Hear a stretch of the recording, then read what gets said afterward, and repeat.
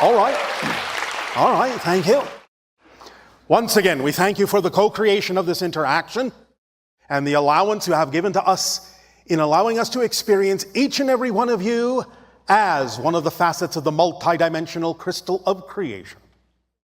We would like to begin this transmission that has the title, Think Outside the Box. Now, we understand this has a particular meaning on your planet, and it doesn't mean that we can't also address the usual meaning you have given it, which has to do with the idea of expanding your creativity. But what we're doing today with that particular phrase is something quite a bit different. This particular idea is something that you can use as a permission slip specifically designed to allow your consciousness to move halfway between your physical mind and your higher mind. Literally move your consciousness so that it exists at a halfway point between the two. To begin to allow you to experience a different sense of balance and connectivity to both the higher mind and the physical mind, and to put you in a specific state that will allow you more understanding of how to be observing from a neutral place, which can serve you in many situations and circumstances in your day-to-day reality. As you practice this more and more, you will find that you will begin to sense more strongly the altered state that goes hand in hand with this particular permission slip exercise. And it will allow you not only more experience with neutrality, but more ability to connect experientially with your higher mind, to receive more clearly the communication from your higher mind, so that you can pass it along from your midpoint down into your physical mind and allow the physical mind to apply the communications and messages from your higher mind into your physical day-to-day reality to create more efficacy of utilizing the formula and the tools that we have shared with all of you that we call the instruction manual. So, let us begin. Allow yourselves, as we describe this, to become comfortable.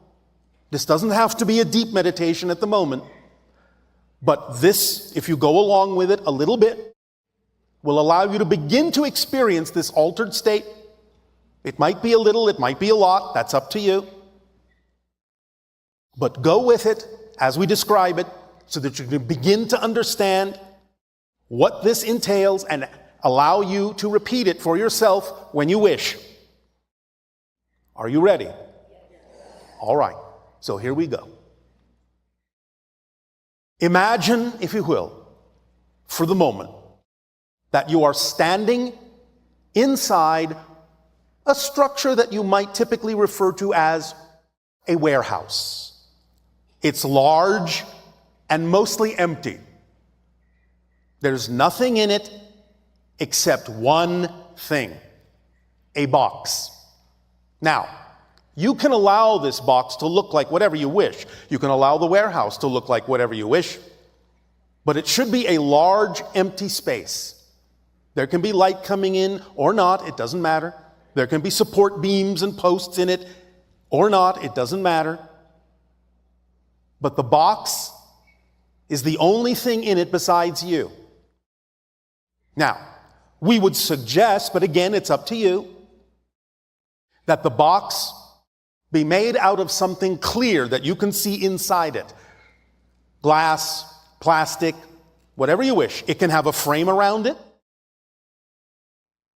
but it might be easier for you to follow along if you can actually allow the box to be transparent in some way, shape, or form. So, here you are in this warehouse with this empty box, this transparent box. Doesn't have to be too big, doesn't have to be too small. Something you could probably carry if you had to. Maybe a couple of feet on a side. But again, up to you. Now, as you stand in this warehouse, just stand there and start to think your normal thoughts. You think about this, you think about your day, you think about your life, you think about the people in it, you think about certain circumstances and situations in your life. You think about a trip you're going to take. Anything you wish to think about that is typical for you to think of. Your work, your play, your friends, your family. Anything at all that you have thoughts about, no matter whether they are positive or negative.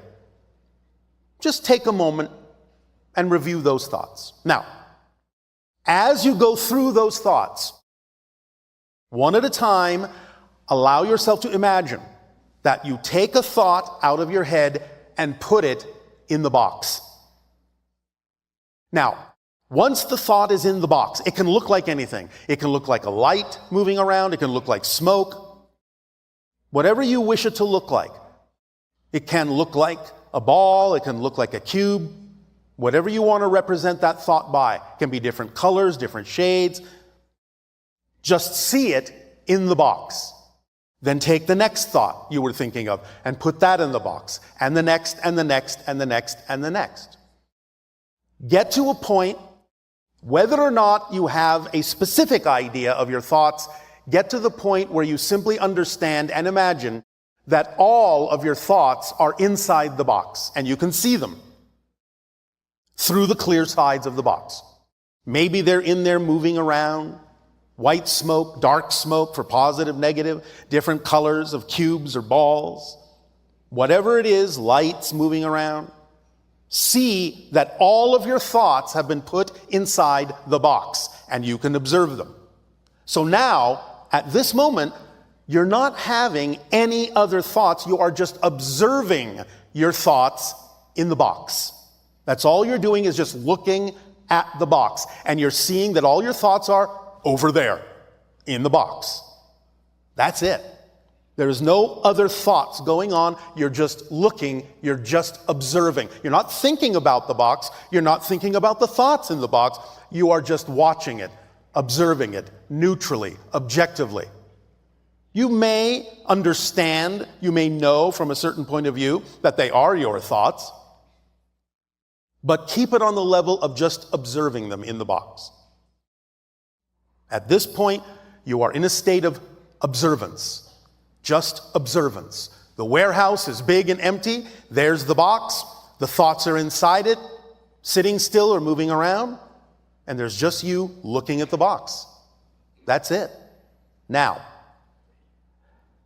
as you are observing the box full of thoughts, again, no thoughts involved within you, you start to move away from the box. Farther and farther. You can back away, you can walk away and look over your shoulder, doesn't matter. As long as you know the thoughts are still in the box and you're not thinking about the warehouse, you're not thinking about where you're going, you are just moving away from the box, just observing the inside of the warehouse, observing the box. And then you go to the warehouse door. You open the warehouse door and you step outside the warehouse. It can be a small door, it can be a big door, doesn't matter. As long as when you step outside, you can still see the box inside the warehouse. Just back away, keep the door open. You're now outside in a much bigger space. You're now seeing the warehouse from the outside, but also seeing the box inside it and seeing the thoughts in the box. As you stand now outside of the warehouse, be it day, be it night, be it warm, be it cold, be it dry, be it raining, doesn't matter. You are still just observing. You're not thinking about the day. You're not thinking about the warehouse. You're not thinking about the box and the thoughts in it. You are just observing the day, observing the warehouse, and observing that there is a box inside with your thoughts in it. You're just looking. You're just watching. That's all you're doing. You have no thought about it, no feeling about it. It's just there. It's just what it is. You know those are your thoughts. You know that's a box. You know that's a warehouse. You know you're outside. But that's all. You're just looking. You're just observing. And now you just stand there for a moment. Just continue to observe. Nothing more. And allow yourself now, without thinking about it, just to feel the state of neutral observation that you're in. At this point, you are literally in an altered state when you get used to doing this that is representative of being halfway in your consciousness between the physical and the higher mind. The physical mind is back in that box. The higher mind is somewhere up there in the sky. But you are just observing that you're standing where you're standing. You just know you're halfway. You don't have to think about the higher mind. You don't have to think about the physical mind. You're just looking at everything that you can see. Just looking, just observing. No thought about it, no feeling about it. It just is. It just is. It just is. And that's all that it is. As you practice this and get more used to this particular altered state of observation, neutral observation, halfway between your physical and higher mind, you can begin to experience knowing yourself more clearly, becoming a more transparent conduit for communication from the higher mind to pass through you to the physical mind, to the thoughts in the box. But you are just observing it. You're just watching the process of communication in energy coming from the higher mind, from the sky, from the world around you, and passing through you into the warehouse, into the box, to the physical mind. You're just watching this. You have become literally nothing more than a conduit for that information, for that communication, for that connection. You're just observing it happen. There is nothing to think about. You're just watching it happen. This will allow you to function more in the channeling state on a daily basis as you follow your passion to the best you can with no insistence on the outcome and remain in a positive state. Going into this particular altered state at the halfway point by thinking outside the box and not thinking at all, but observing, watching, just knowing, just seeing. You can then allow yourself at your own pace when you're comfortable to say thank you to the day, to go back into the warehouse, to say thank you to the warehouse, to that space that allows you this sense of removal and yet still be attached in the way that you need to. You can say thank you to the box that is holding your thoughts, and at whatever rate and whatever way you wish to, you can imagine those thoughts going back into you. If there are some thoughts that you feel you would rather remain in the box, that's okay too. Because again, you will know they're there. If you ever really want to reclaim them, you can, but you don't have to if they are not vibrationally compatible with who you prefer to be now that you have been in this observational halfway point state. If you decide that there are some that you would prefer to remain in that little box in the warehouse, then you can see them in whatever way, shape, or form you wish, fading, fading, fading, until the box is clear once again. They will always be there to call back into form, but for now, let them fade. And feel the lightness of the thoughts that come back to you.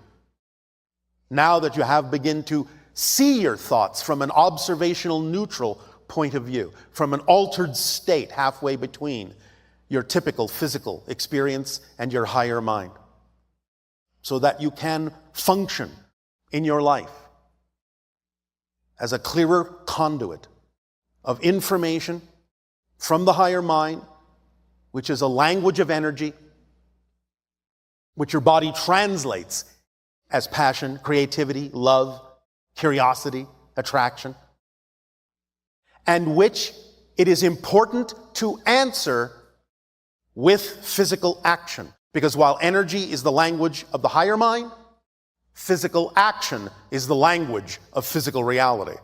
And if you're not actually acting on the information, the communication, the passion, vibration that is sent from the higher mind, you're not actually taking a physical action to represent the fact that you have received it and acknowledge it, then you are not speaking the language of physical reality.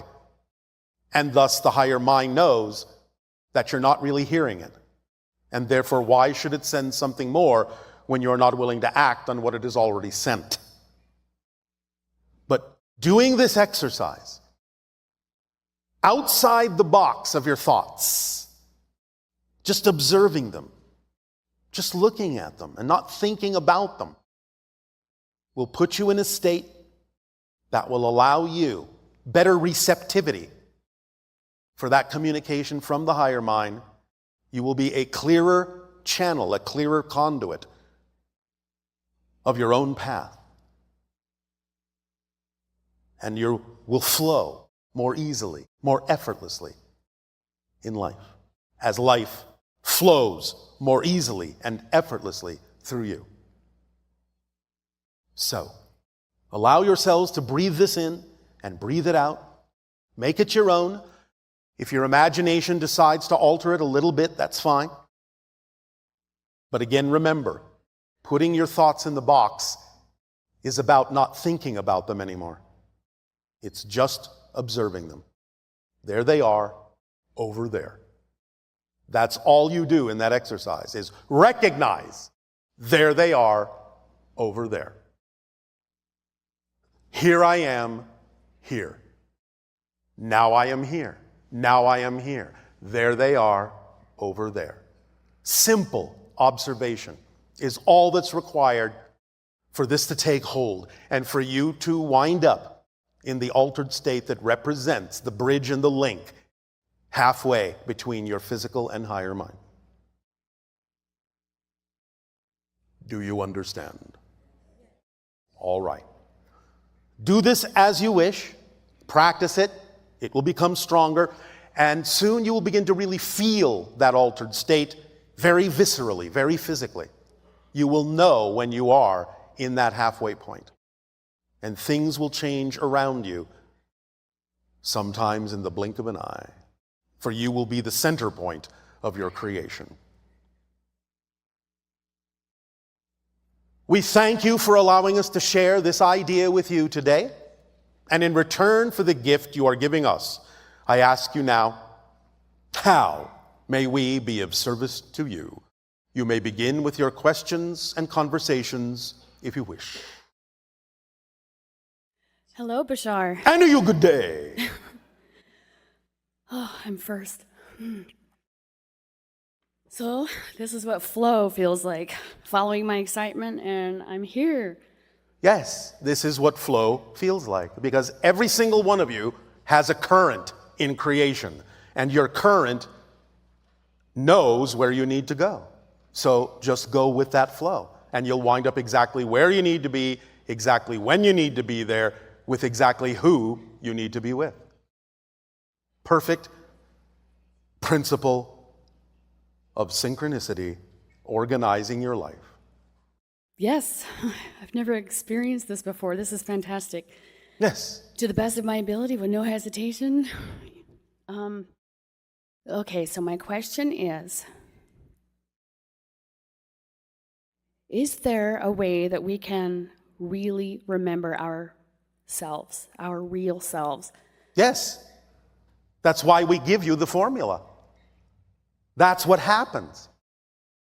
It all boils down to a few simple instructions.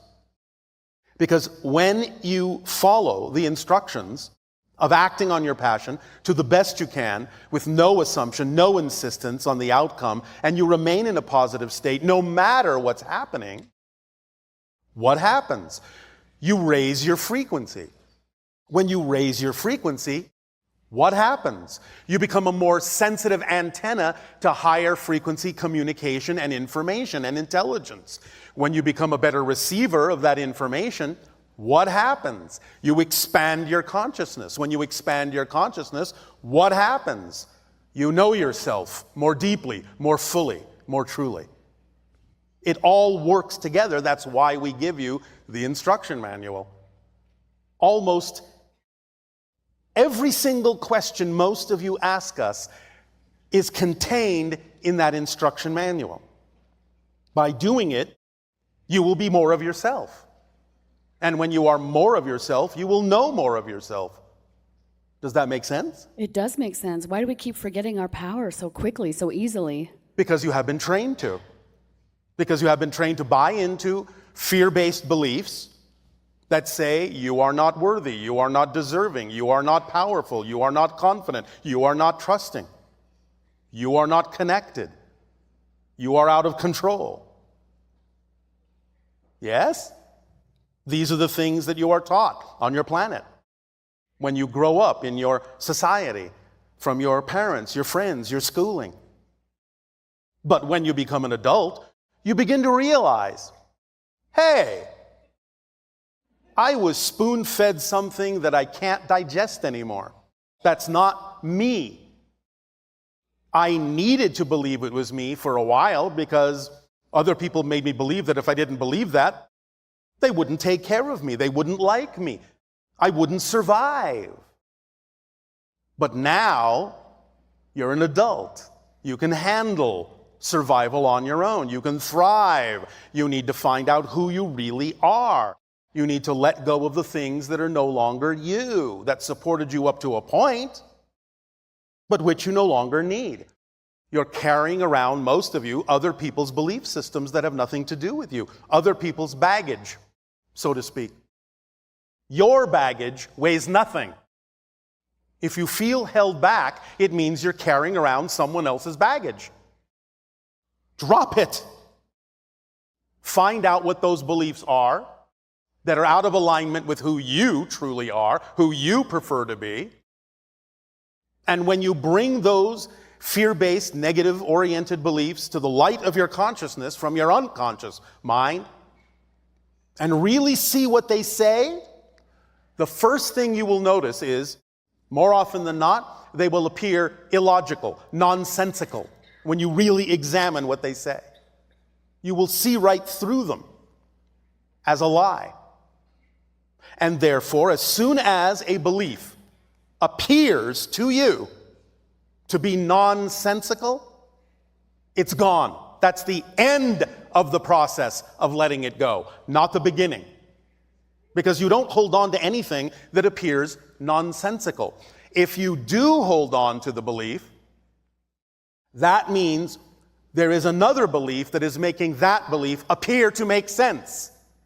You have to find out what that belief is and keep digging and digging and digging until you come down to the fundamental, foundational belief that is holding all the other ones together. And as soon as you crack that fundamental negative belief, all the other ones will collapse.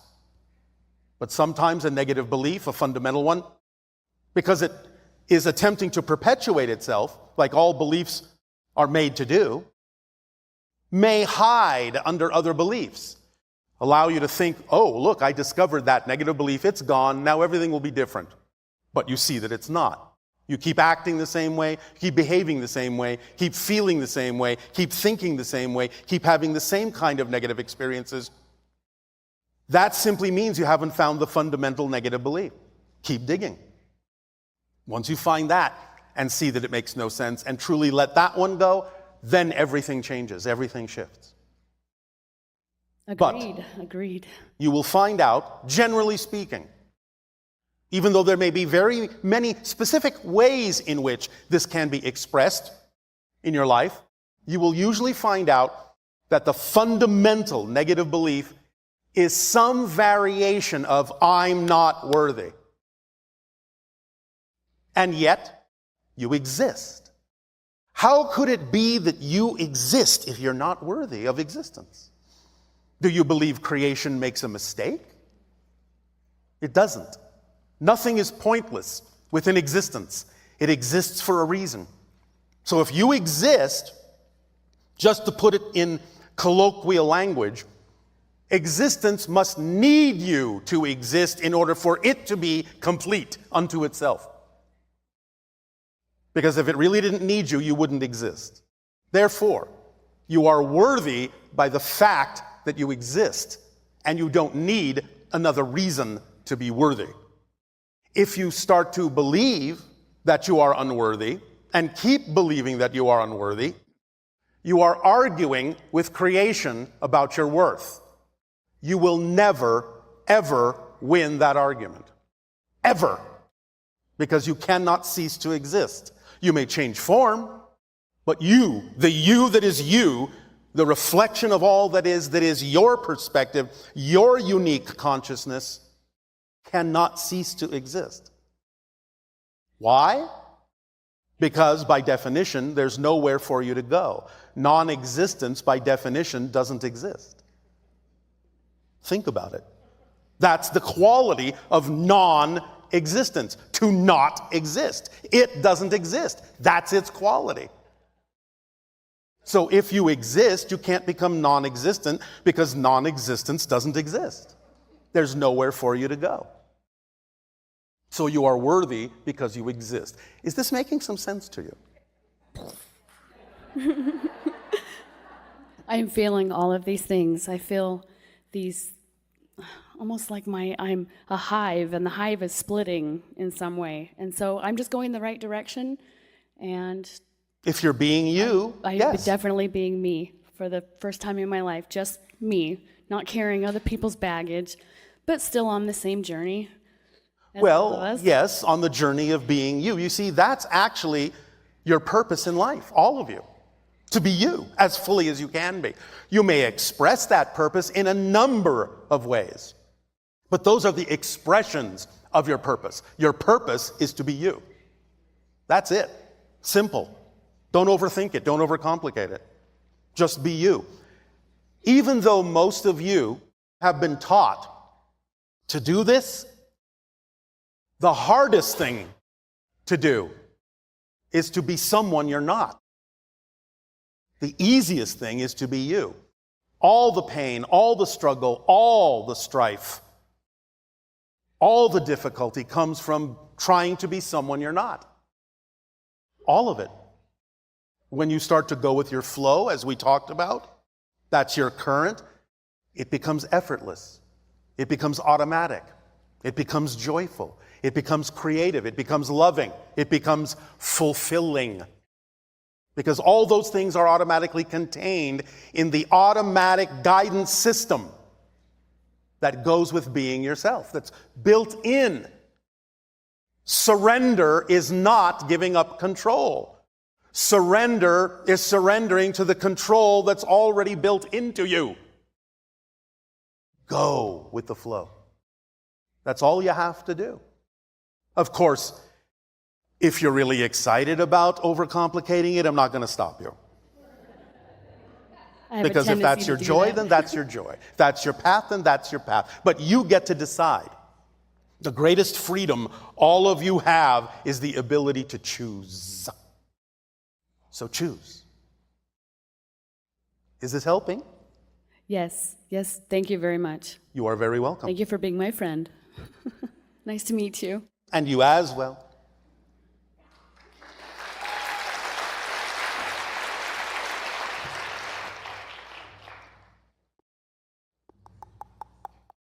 Hello, Bashar. And you good day. My question is about Europe, because I think there are also some fans from Europe. And I didn't find many information on vortices and energy points in Europe. Can you maybe tell some hotspots? Well, I think you already know of some, certainly. Such places as the stone circles. Yes? Yes. Yes. All right. Well, there are many stone circles throughout Europe that are marking different places of high energy vortices.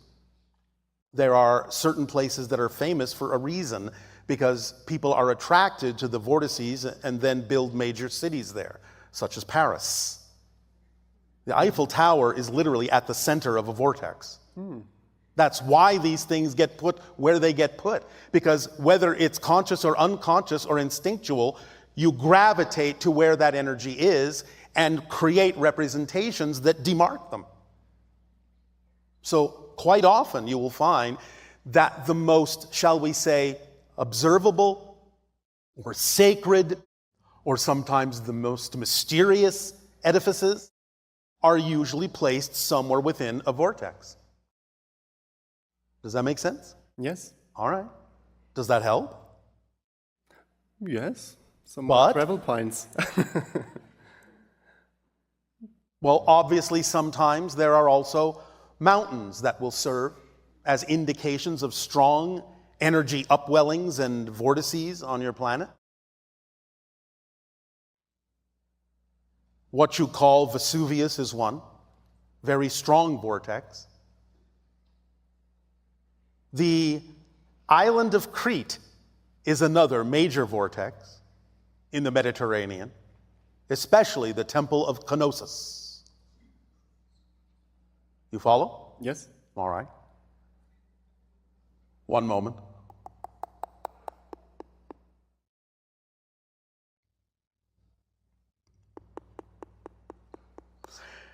The region occupied by what you call the Basque people is a very particular kind of vortex that connects to certain ancient lineages going back to Atlantean times, very powerfully.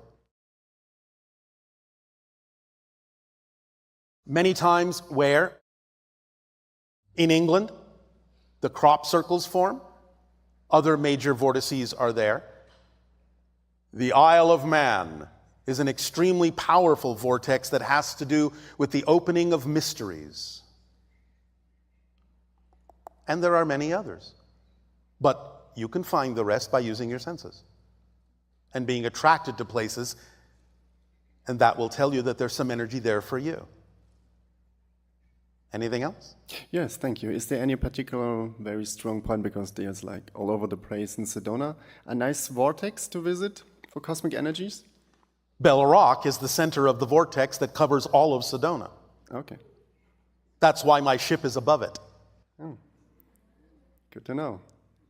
Does that help? Yes. All right, thank you. Are there any other beings beside my higher self that want to make a message now? You are being given the messages that you need to be given through this conversation. Okay, good. Thank you. Thank you.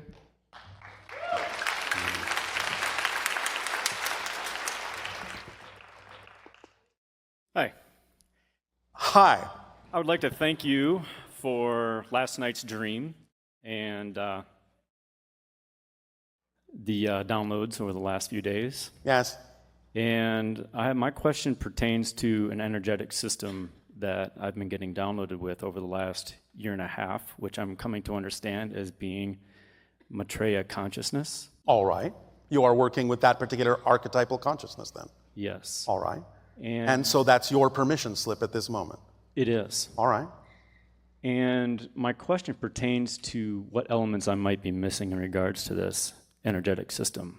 In my current understanding, it deals with aligning the pineal, the heart, and the base, and the crystals within the blood, and our glands with those within the earth, which then Yes. align with the sun, all the other suns, and the great central sun. All right. Does that system work for you? It seems to. However, I'm curious if there are any elements of this system that I am missing, or if there's anything that you can inform me of that would help me to deepen in my understanding of it. All right. I can ask you a question that may help. Certainly. Are there any of the elements you have mentioned that you feel you can do without? Can you simplify the system for yourself? Well, one of the elements here is it's not just for myself. It's for humanity. And so I'm trying to deepen in my understanding of it so it becomes translatable to others. Yes, but that's not an answer to the question we asked you. Okay. Is there any element that you mentioned that you feel you can do without in that system? That by dropping one of the elements you mentioned, does the system feel a little bit more streamlined, a little bit more powerful to you? Is there such an element? Potentially the crystals in the blood? Is that a question or a statement? Well, I'm not clear of the answer that I have. Why did you pick those? Because I'm not as connected with the crystals in the blood as I am with the energies in my base heart and pineal. Then you have answered the question. Drop the elements that don't completely make sense or work for you. The elements you're working with in a permission slip must be crystal clear. No pun intended. All right, a little bit of a pun intended. Nice. But the point is, from our perspective, it would actually be more beneficial for you to streamline the permission slip rather than say, is there something missing? There actually needs to be something missing, so that it will work more efficiently for you rather than being overloaded with elements that don't quite make sense and work for you. So take some time to examine it.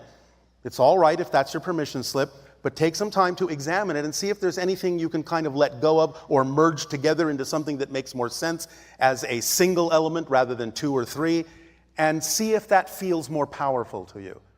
Okay. All right? Mm-hmm. That's our suggestion. Mm-hmm. Okay, I like that. All right. Anything else? Yeah. So I've been surrendering to some feelings, some knowings in my soul, in my heart. All right. And one of these elements pertains to a possible death of some layers of consciousness. And, Death of layers of consciousness? Mm-hmm. Ego, if you will. Well, you can't get rid of the ego until you're dead. Okay. Literally, physically dead. You can allow yourself to experience the ego in a neutral way, the way it was designed to work. It doesn't have to be the negative ego. That you can certainly let go of. But you can't let go of the ego structure or you'll have no personality. You will just be a shell. So is that how you define the ego as personality? In a sense, it's the physical persona that you are pretending to be in order to have a physical experience. We often use the analogy of a diving mask. If you're going diving in the ocean, things will look a little murky to you unless you put on a diving mask to make things clear.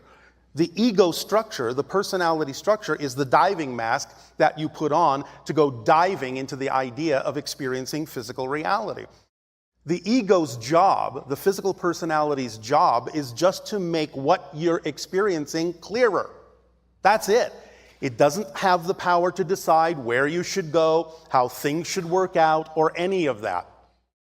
In the same way that a diving mask doesn't tell you, go there and look at that fish now. Now go over there and look at that piece of coral. Oh, look at that. There's a shark coming your way. Isn't that wonderful? I think you should swim this way. The diving mask does none of that. You decide where to go. You decide what to look at. The diving mask just makes it clearer. That's all its job is, to allow you to experience what's happening right now. The higher mind knows what needs to happen, and the higher mind will guide you. But the ego is just there to allow you to have what you call the physical dream. Make sense? It does. So then how did Jesus see all of this then? Say that again. So how did Jesus see all of this then? How did Jesus? He surrendered to the depth of his soul within his heart. No, not really. What That's a was misinterpretation. What's your interpretation then? He surrendered to being his greater self. Mm-hmm. That's very different. That's actually becoming more of your soul. Yes? Okay. That's expressing more of your heart. Does that make sense? You understand that physical reality is literally just a dream that your spirit is having? Literally. You have never left spirit. None of you have. That's your natural state. You're there right now. You are in spirit right now. You are dreaming that you're not. That's what physical reality is. So the entity that you call Jesus simply understood that and therefore expanded the consciousness beyond the physical parameters to a certain point, to allow a fuller expression of his total being and the being of all that is to come through as all of you can do. That's actually what he was teaching. Not about the idea of creating Christianity per se, but that you are all Christ's. And therefore, what he exhibited, you can exhibit. In fact, that's actually still in your Bible as a quote from him. Greater things than I have done will you do. How could that be if you are not also capable of becoming a Christ? Yes? Mm-hmm. Does that make sense? It does. All right. Does that answer your question? Yeah, for the most part. For the most part. What part didn't it answer? There's something inside of me, deep in there, that Yes. I'm starting to get in touch with, that the more I view the world through it and connect with it and start to express it, Yes. it's creating more questions and a lot more deep answers. Of course. Yeah. That's your greater self. Yeah. That's you connecting to your greater self and allowing more of it through. Mm-hmm. Yes, of course. Mm-hmm. That's how it works. The more you become, the more can come through you. Yes? Yes. Does that help? It does. Did that leave any part out? No. Are you sure? No. All right. That's fine. Yeah. Please continue your journey and Yeah. have fun. Yes, that's my sense right now. All Exactly. right. Thank you. Yes, and thank you.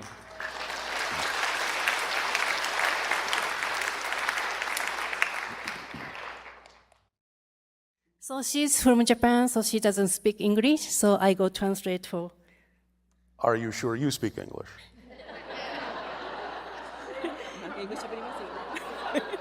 Yes. No offense. Please continue. 日本から来ました、小林真澄と申します。日本語で先に質問させていただいて、英語に変えていただきますので、一緒に日本の方も聞いていただければと思います。質問が2つあります。So I'm from Japan, so I speak Japanese first, then I have two questions here. はい、そうです。数ヶ月前に、ロスのセッションで日本に向けた緊急メッセージを、バシャールからいただいたと思うんですが、And a couple months ago, so from the Los Angeles session, so you gave the Japanese people the emergency message. Yes. たくさんの仲間たちが、期日前投票に行くということに、行動を移しました。その後、日本はどのような流れになっているのか教えてください。So we spread your message to go to the election, before the election, so try to do the action. So after that, what you can see in Japan, it's going to be changed. Is that a question or a statement? It's a question. Remember that you do what you do to act on your passion without needing the outside to change. So it means it's already changing. It means you will see the change when you change yourself to the point where you don't need to see the change. Thank you. わかりますか? わかります。 Yes, I understand. And your second question? So many people told me, so you told 2020, the gate is going to be closed. And the one is going to down, one is going to up. It is true story. And many people are scared what's going to happen. If you are scared, then obviously you will connect yourself to a negative reality. If you are not scared, then obviously you will connect yourself to a positive reality. The choice is in your hands. It's not about what's going to happen. It's about what are you going to be. And that will determine what you experience, no matter what is happening. So we are wondering how the situation in Japan, it's getting better, or it's so-so, or it's going too bad? We didn't understand a word you just said. Can you please pronounce more clearly? We're speaking to the translator. So we want to know about the Japanese government. What about it? It's your government. So it's Go ask them what you want to know. 政治家にその質問をしてください。では、私自身の見えている世界が変われば、世界も変わるということを理解していいですか？ So you mean that if my vision gonna be changed, so around us gonna be changed? When you change yourself, you shift to another version of Earth that is already more representative of the change you've made in yourself. You never change the world you're on. You go to a different Earth.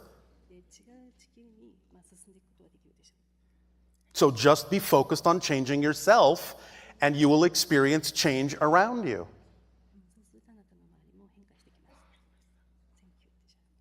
But not because the world you are on has changed, because you've gone to a different world that was already that way.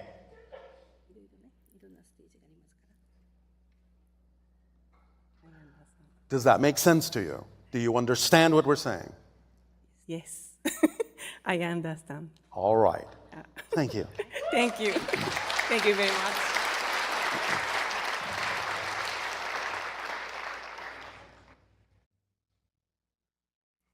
Hello, Bashar. And to you, good day. It's a pleasure to be here. It is our passion and our pleasure to interact with all of you as well. So my question is relating to the transition from third density to fourth density. Which you are all in the middle of right now. So in that transition, time should increasingly become more nonlinear, correct? Yes, it's one of the side effects.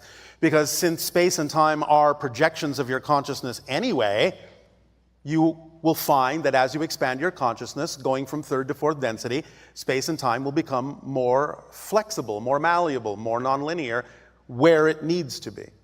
It will retain some of its linearity so that you won't go spinning off into another dimension that you don't want to be in. But the idea is that it will become far more flexible, yes. So that would mean that one would experience cause and effect almost instantaneously. One could, So more often, yes. Hypothetically, if I were to drop my phone now, I might Again, experience... whatever process is necessary will be there, but you can reduce the time frame, and sometimes it can appear to be almost instantaneous. But if it isn't, then that process may be necessary to allow you a deeper appreciation of what it is you're experiencing by going through that process. Okay.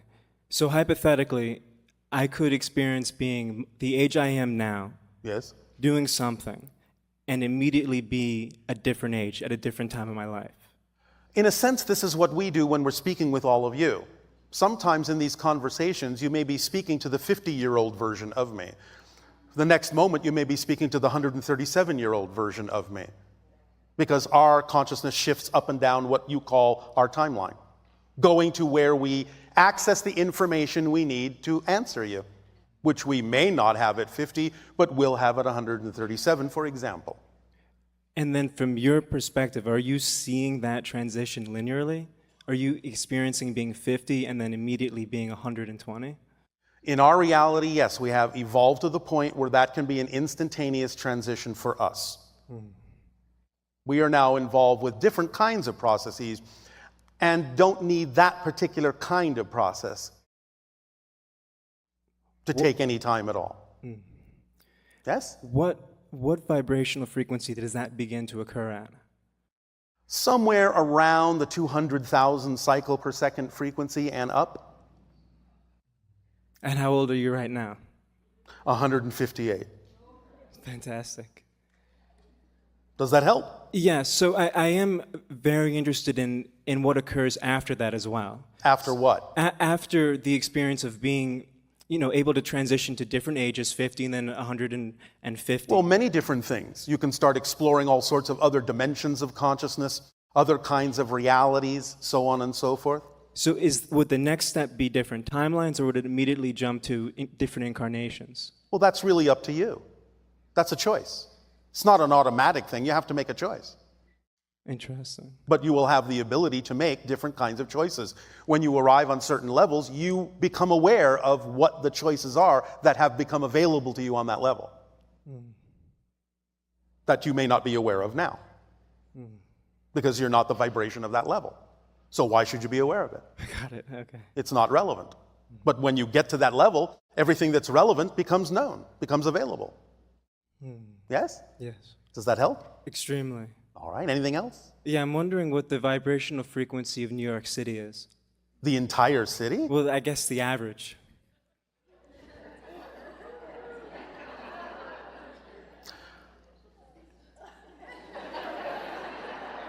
Well, I'm going to give you a range. How's that? Okay, that's great.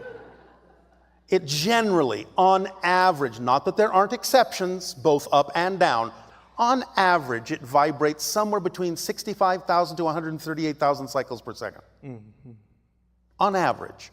But there are moments when it goes much higher, and there are moments when it goes much lower. And there are moments when certain individuals can go beyond the general consensus and operate on a much higher frequency, which is often the case. Many individuals will usually go beyond the bubble reality that they came from first. When you look at the idea of great change that has taken place on your planet, great discoveries, great revelations, how many of them have happened with anything but an individual? Yes? But that individual can lead the way until the bubble catches up. So then it sounds like there wouldn't be necessarily any benefit to living in the wilderness or in an area where the vibrational frequency That depends on the person. You have to take it on a case-by-case basis. It might work for some, it might not work for others, depending upon where they are in their path. In general, nature can provide an opportunity and an option for functioning at a higher level. But again, it depends upon why the individual might choose to be in nature. Because again, anything can be positive or negative, or even neutral. Remember, creation is not a duality, it's a trinity. There's always a center point. Yes? So, take it on a case-by-case basis. For some individuals, yes, it might automatically uplift them. Others, it might not, because of the belief systems they bring with them into that environment that need to be pointed out to them by the environment, by the energy of the environment, that may make them think they have to go away for a while and deal with what they discovered about themselves by going into that environment to begin with. This is one of the things that actually happens in the vortex of Sedona. It amplifies and magnifies whatever you bring with you into it, positive and negative, so that it forces you to deal with those things more concretely. Yes? Fascinating. It's a magnification, amplification vortex that's connected to many other vortices as well, in a variety of ways. It's one of the reasons, again, why our ship is over that particular vortex, because we're helping to regulate the flow of energy in that vortex so that your ride from third to fourth density doesn't have to be so jarring.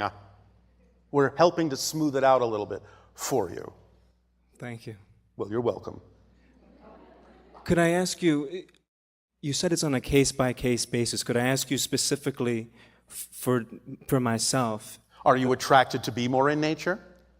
At times, yes. Then at those times, the answer is go there. Remember, attraction happens for a reason. Yes? Now, it doesn't necessarily mean that because you're attracted to some place, you're going to go there and feel all flowers and light. It may mean that you know from another level that you need to attract yourself there so that you actually can be put in touch with a fear-based belief more directly, so you can deal with it and let it go. But there's always a reason for the attraction that serves you. If you use it that way, if you know that, you will get the beneficial experience out of it if you know that. Yes? Yes. So even if you discover a fear-based belief that comes up, please remember, one of the tools in the kit of passion is what we call the reflective mirror. It reveals to you, as you're acting on your excitement, a belief that you may be harboring that is out of alignment with your excitement. And therefore discovering something within you, and even for the moment feeling something within you that is out of alignment with your excitement, is not an interruption in your excitement. It's part of your excitement to discover those things. That's how you need to look at it in order to get the benefit of the experience. Otherwise, if you find that you're skipping along, having fun, following your passion, and suddenly, bang, that negative fear-based belief comes up, and if you define it as an interruption or a block, of course, that's how you'll experience it. But if you go, aha, the reflective mirror shows me something I need to know so that I can understand myself more clearly and I can find out what that belief is and why I would hold on to something that I know doesn't serve me and let it go so I can add that energy, that momentum to my joy. Thank you, fear-based belief, for bringing it to my attention. For fear is the messenger knocking at your door to tell you something's out of alignment. The sooner you pay attention, the sooner the fear goes away. And now you become curious, investigating. Oh, what could it be? I wonder what it is. Let me find out. Let me dig deep. Let me discover more of myself. Let me streamline and let go of that which is no longer relevant for me so I can become more of myself. Thank you, fear. The more you ignore it, the louder the knocking gets, the stronger the fear becomes because you're not using it up, and therefore it has nowhere to go but to bounce back in an amplified way until you pay attention or die of fright. But one way or another, you'll get the point that there is something to pay attention to. And in the moment those kinds of revelations come up, there is nothing more important to pay attention to and nowhere more important to be. Deal with that. That's why it's there. That's part of the process. The process is the point. As you say, the journey is the destination. There is nowhere more important you need to be than what's happening here and now, because that's all there is. That's all there is here and now. Past and future are illusions. They're just other different here and nows going on at the same time on a different frequency. Is this helping? Extremely. Thank you so very much. You are so very welcome. Thank you.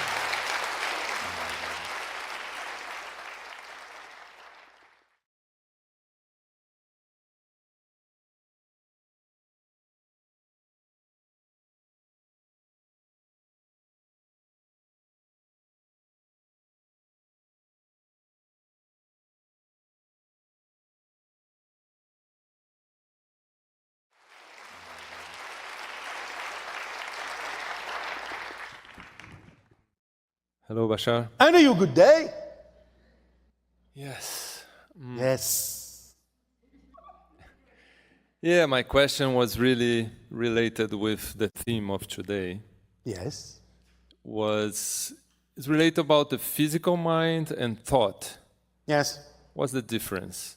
I mean, Thought is part of the construct of the physical mind. In other words, it starts with believing something to be true, believing in a definition that is true to you.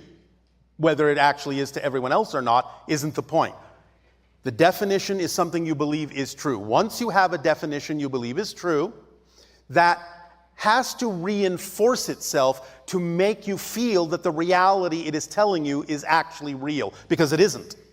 So it has to build a reinforcing energy, that belief system, in order to perpetuate itself, in order to perpetuate the experience of physical reality.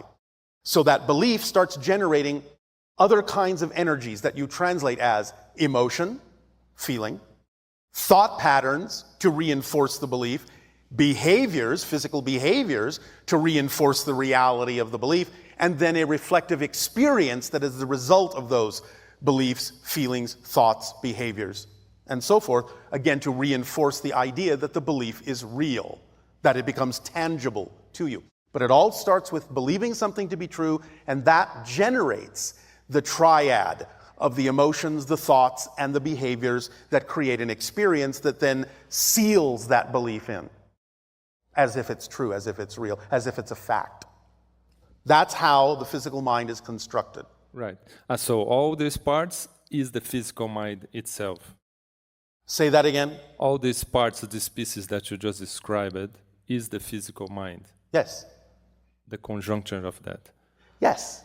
Right. And you create this idea in physicality of having a receiver that you call the brain, Yes. that processes the energy and the information coming from the conceiver, which is the higher mind, goes through the idea of the brain, which we say is the receiver, and then that generates the physical mind, which is the perceiver. Right.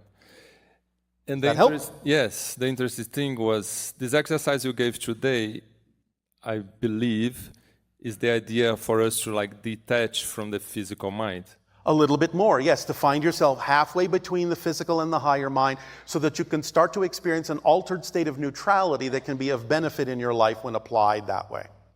It was interesting because my question was yesterday or before yesterday I was understanding, because I had an experience many years ago in a spiritual center that I was given a transmission, energy transmission.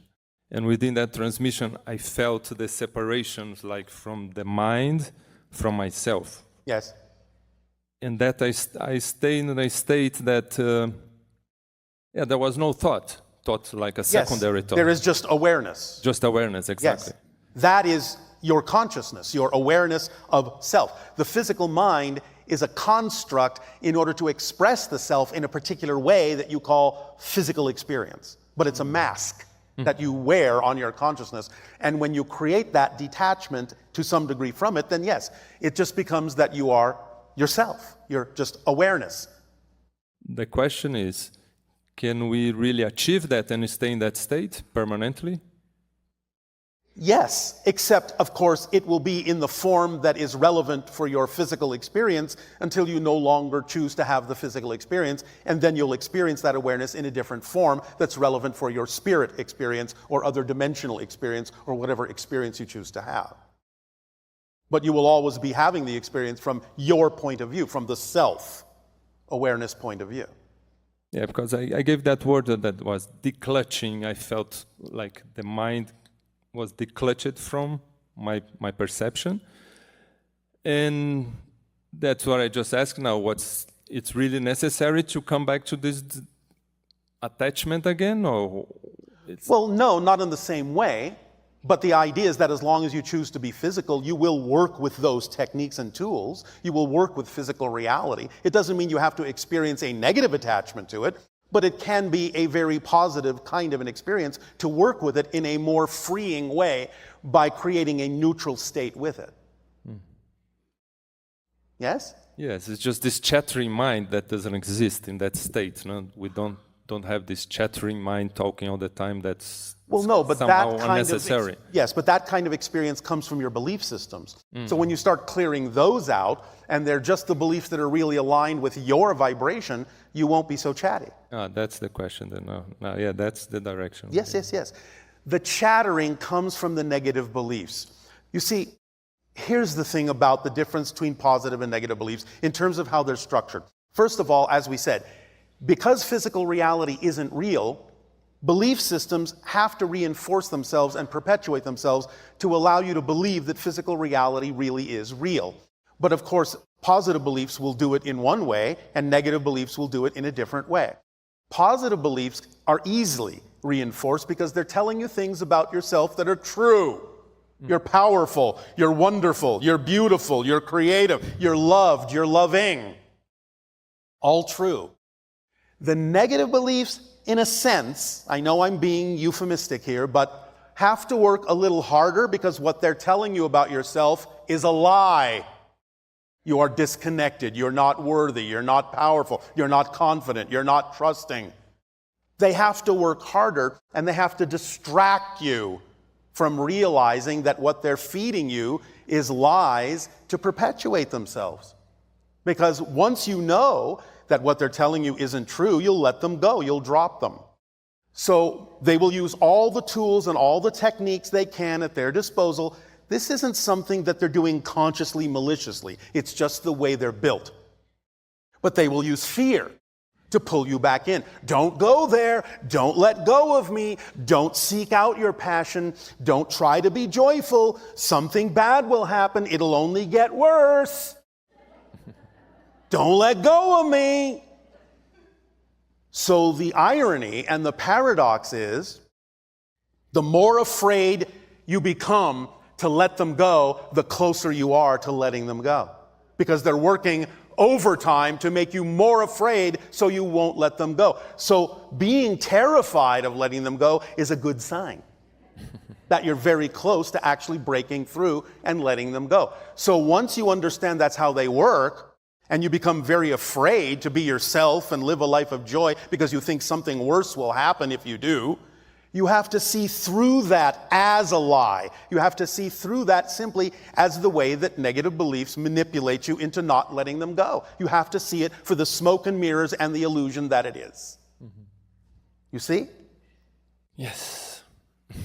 It is the negative beliefs that do this because of the way they're built, and that's where humanity created this concept called the father of lies, or the devil.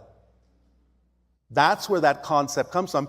It's an archetypal part of your own consciousness belief systems that is lying to you so you will not rise above that level, so that you will continue to experience pain and suffering in your own private hell. Now, we have a question for all of you, and you don't have to answer it. The question is somewhat rhetorical, but it is food for thought. We understand, and I'm not saying that it's people that are in this particular conversation.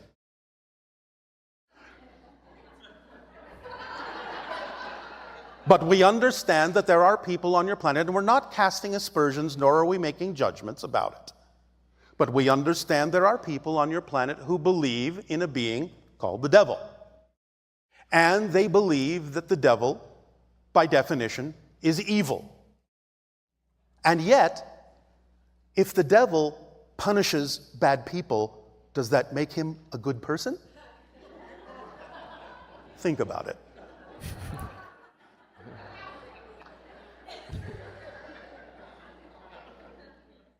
So that you can come to the heart of paradox and understand how your belief systems function here and where the contradictions lie in all of the entendres of the word lie.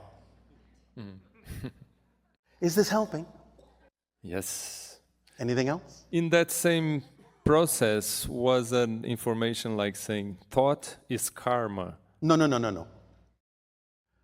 In a sense, it can be, but karma is nothing but a self-imposed condition where you start to recognize that you are out of balance in the way you prefer to be, and the recognition that you are out of balance and the willingness itself to simply rebalance is the creation and the erasure of karma instantaneously. Do you understand what we said? When you recognize you are out of balance and you prefer not to be, right. The recognition that you're out of balance is the state called karma.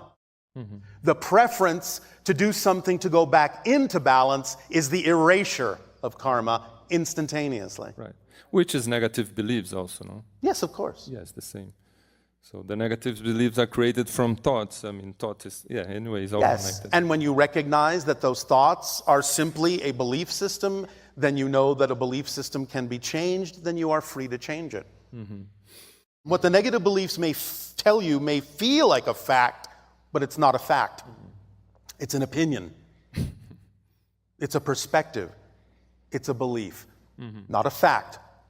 And beliefs perspectives and opinions can be changed. That's the skeleton key. Yeah. No matter what the belief is, if you have the skeleton key, knowing that a belief can always be changed, then you are free to change it. And it will be just as real. The reality experience will be just as real no matter what you change your beliefs to, because there is no physical reality other than what you believe it to be. It's just a mirror. It's just a reflection of the state of consciousness that you are.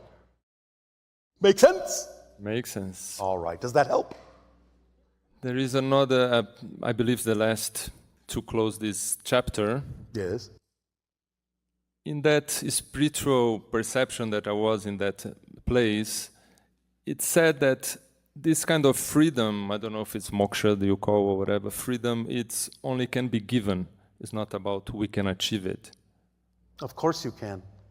That's an old-fashioned belief being taught to you by a negative belief. No, because there it was given, this transmission was given, and I got into that state for a period of time. Leave the old-fashioned, outdated, medieval beliefs behind, and you will be more streamlined in the 21st century. Does that help? No, yeah, I believe can be a combination of both also, because there is grace, there is...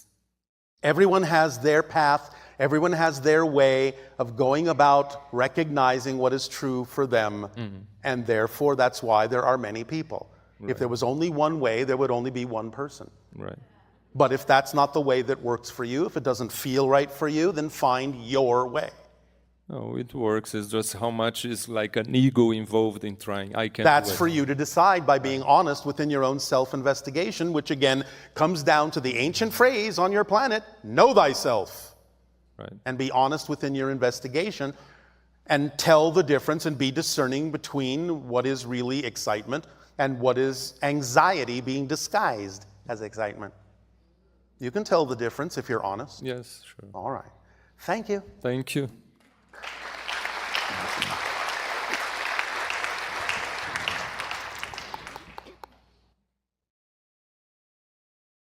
Wow.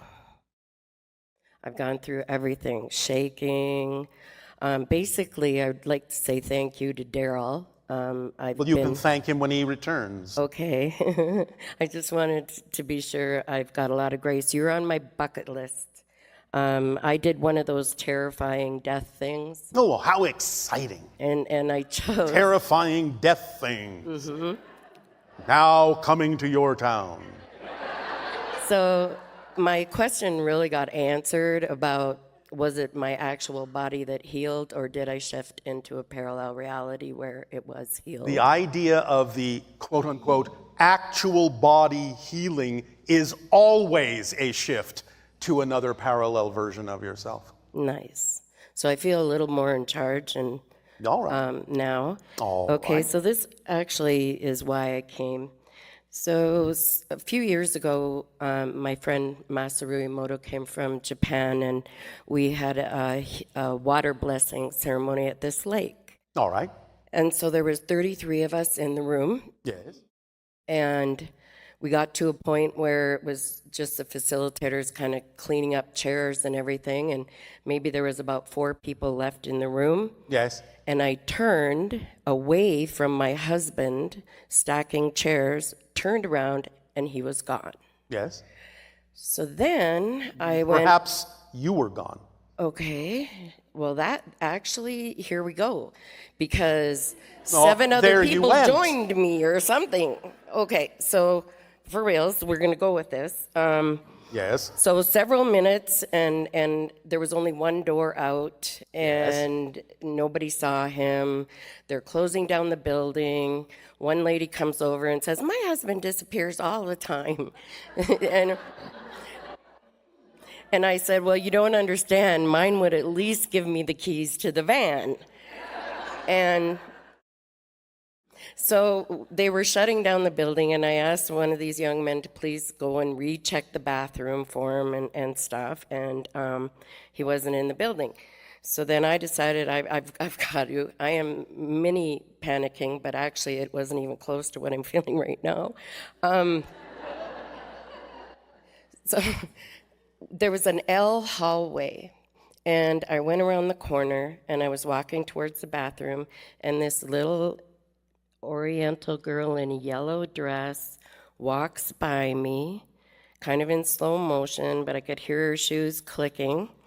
And then all of a sudden I was like, I got to tell those parents, like, don't be leaving a little girl alone in America. So I turned around and went and turned around the hallway, and she wasn't there. Or I might have been not there, but no. So you're gonna say follow your joy at the end of all this, aren't you?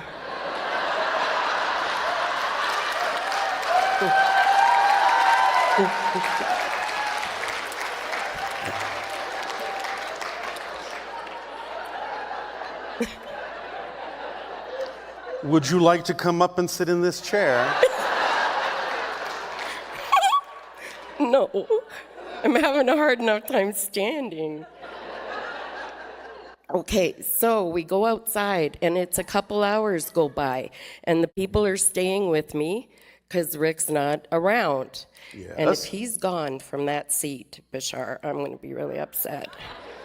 So we're there, and all of a sudden, we're looking at the side of a hill, and he manifests out of the side of the hill into our reality, or us manifesting in his, not sure right now.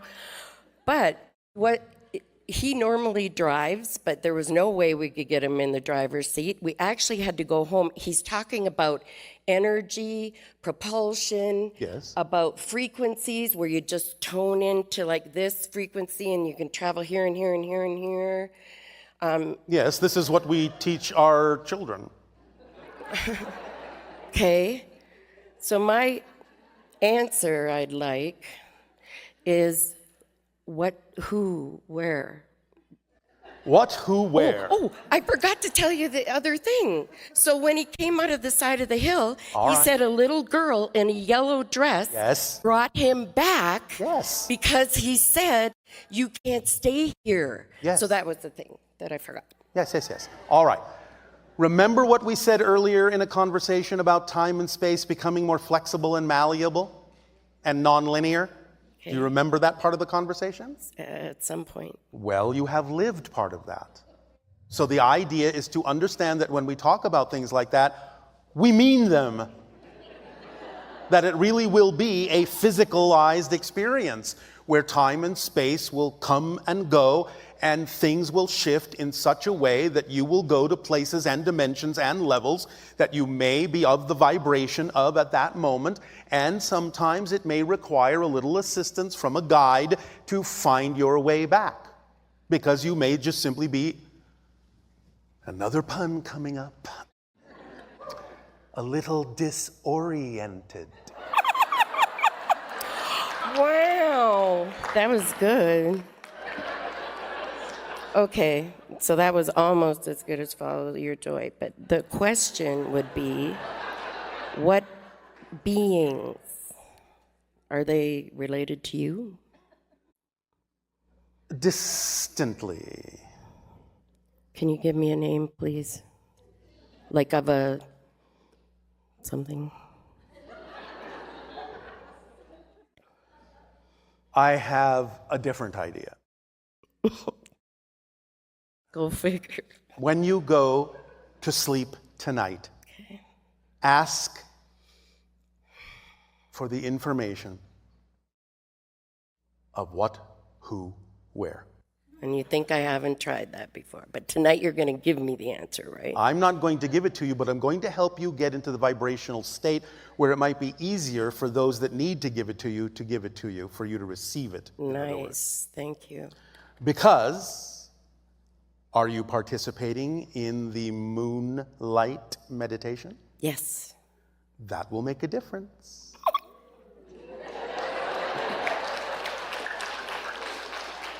Next one. Now, Nope. disclaimer. If you participate in the moonlight meditation, loved ones may disappear. Is he still here right now? Do not be surprised. No, but I bungee. They will have help in returning. Every time I was in a different aisle in the grocery store for several years after that, I panic. Listen, you just have to get used to the fact that you're a little shifty.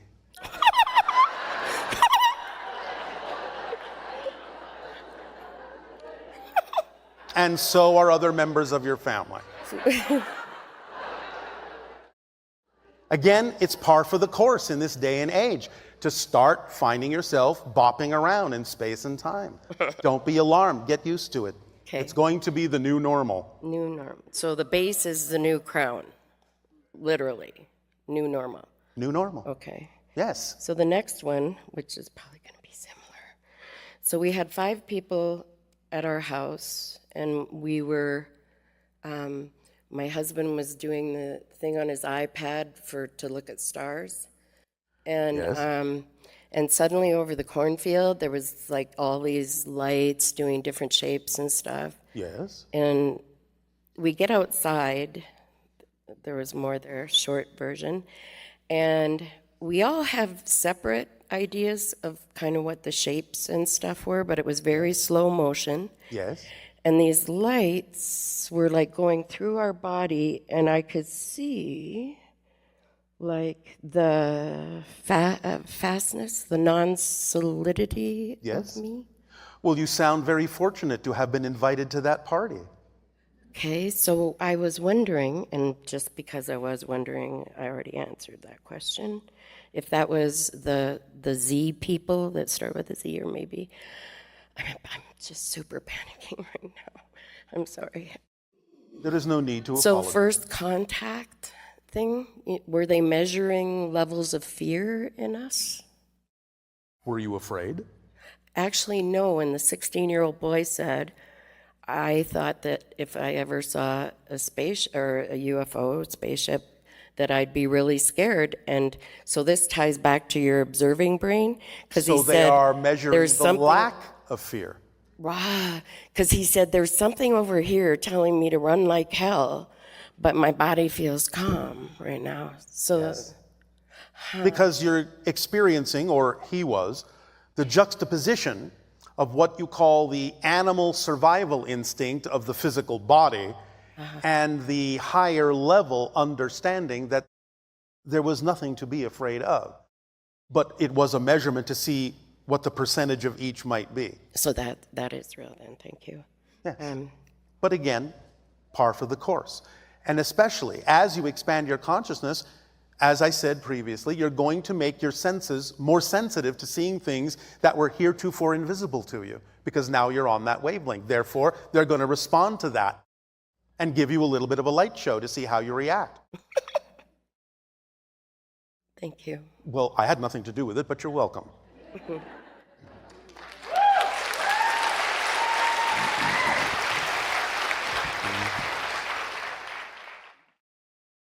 Bonjour Bashar, my name is Nancy. All right, bonjour. Comment allez-vous? Je vais très bien, merci. I would like to know why the number 13 has been in my last 2 It's days. the number of transformation. Oh, well, thank you. You're welcome. When you start, many of you, having number synchronicities, they usually function as road signs to let you know that at the moment you have that synchronicity, you're in the correct vibrational state to be yourself. And if you remember that experience and how it felt at that moment, you're in that state again. So it can help you go through transformations more easily. In this particular case, that number being representative of transformation. Thank you, because my seat was 13 and I'm here, so thank you. What is my connection with this Hassani, which I feel very strong for many, many years? Well, many people on your planet will make energetic links and connections to download information and energy from our society. You call it a future incarnation, but since everything exists simultaneously, what you're actually doing is connecting to an Essassani individual to connect in a way that gives you guidance, gives you energy, gives you information, gives you experience that you can apply in your physical reality in whatever way is germane and relevant for you here. Thank you. You're welcome. What is an implant? When people say, oh, I remove an implant, or an implant was in you, just curious to know. In the past, using that term euphemistically, during the hybridization agenda, You understand the idea of the concept your people called alien abduction? Mm-hmm. All right.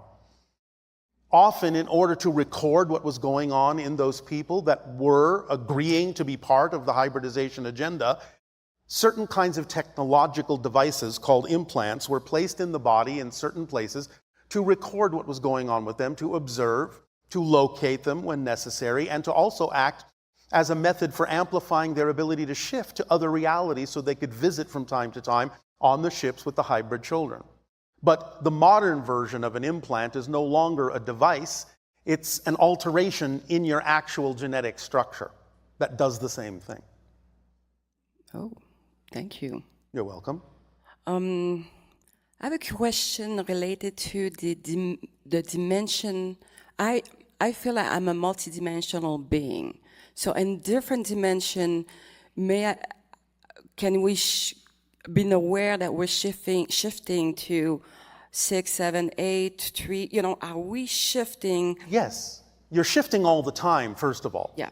Remember, it's not about learning to shift. It's about becoming aware of the fact that you're already shifting all the time and then using it more consciously. But the idea is that all of you have, shall we say, counterpart versions of yourself on every level, even all that is. You are all different versions of all that is, expressing itself as if it's not all that is. Yes. Did that make sense to you? That was my part is how can I integrate those dimensions that's showing up I in my believe life? you know the formula we gave. Yes. That's how. That's why we give it to you. Please understand, we call it the instruction manual for a reason. It's not a philosophy. It's an actual description of the nature and structure of how your reality actually works. So when we describe the principles of acting on your passion to the best you can with no insistence, no assumption on the outcome, remaining in a positive state no matter what happens, and describe the tools of the driving engine of your life and the organizing principle of synchronicity and the path of least resistance and the path of connection to all expressions of your excitement and the path that supports you abundantly in whatever form you need to be supported to continue to act on your excitement and the reflective mirror that reveals to you anything that's out of alignment. These are the actual descriptions of the structure of how your reality works. It is literally no different than if we were to hand you an instruction manual in order to operate one of your pieces of machinery, like one of your automobiles. You look at the instructions, you go, I take the key, I put it in the ignition, I turn on the engine, I put the car in gear after stepping on the appropriate pedal, and then I choose the pedal that makes me go forward or reverse or what have you. If you follow the instructions, the car will work to your advantage as advertised. If you don't follow the instructions, the car may work, but you might injure yourself. You might crash. All you have to do is follow the instruction manual and reality will work to your advantage effortlessly. That's why we design it that way. That's why we simplify it and hand it to you that way. We are giving you a distillation of 3,000 years of our history down to that simple instruction of how reality works so that you won't have to go through as much as you normally do. So use it or not. It's up to you. You don't have to. We're not forcing you to. It's none of our business if you do or not, but we are happy to share what works for us, what we have discovered works, what we have observed is the nature and structure of existence and how it can work for you as well as it works for us. So we give you the instruction manual. It's up to you to use it or not. Thank you. Does that help? That helped. All right. Sometimes I feel like the self Yes. of being Tagetan, Essassani, Arcturian, Sirius, Pleiadian. This is a part of me, or it is? It is on a certain level. Depends on what level of your self you're talking about. Mm-hmm. When you're talking about your physical personality here on Earth, yeah. That's a particular expression of self, and in that particular expression, no, of course you're not from Sirius. Of course you're not from Essassani. Those are separate beings. Those are separate people. Those are separate physical selves unto themselves. Yeah. But if you're going to talk from a higher level, the oversoul level, then yes, you might be able, as the oversoul, to say, I am that physical human on Earth. I am that physical Sirius being in that star system. I am that being on the planet called Essassani. Because those are all extensions of you from your perspective as the oversoul. And of course, from the level of all that is, then yes, everything is it. It can say, I am that I am, all that is. So why are we so afraid of disclosure? It's part of us. Yes.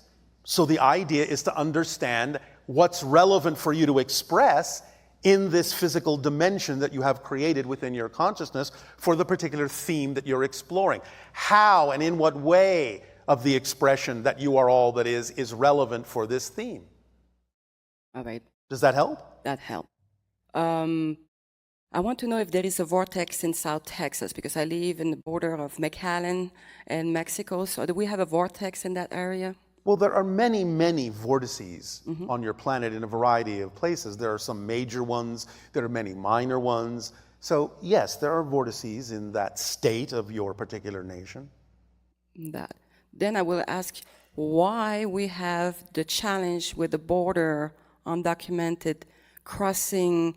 Well, you're going to energy have there. to deal with that yourselves. This is an issue of your own sociological, political frameworks, ideological frameworks, belief system frameworks on your planet that you need to work out. But I will give you a very big clue. A lot of the difficulty, as we already said, comes from fear-based beliefs. So start there and you'll understand why what's happening is happening in the way that it's happening, so that you can determine what kind of a world you really, truly want at heart, rather than one you are afraid that you might be creating, which then, of course, creates that experience. All right. Thank So you. that's up to you. It's your planet, it's your nations, it's your governments. You are your governments, you are your nations, you are your people, you are your planet. If you don't prefer what's happening, do something about it. Great. Thank you. Thank you. Welcome. Bashar.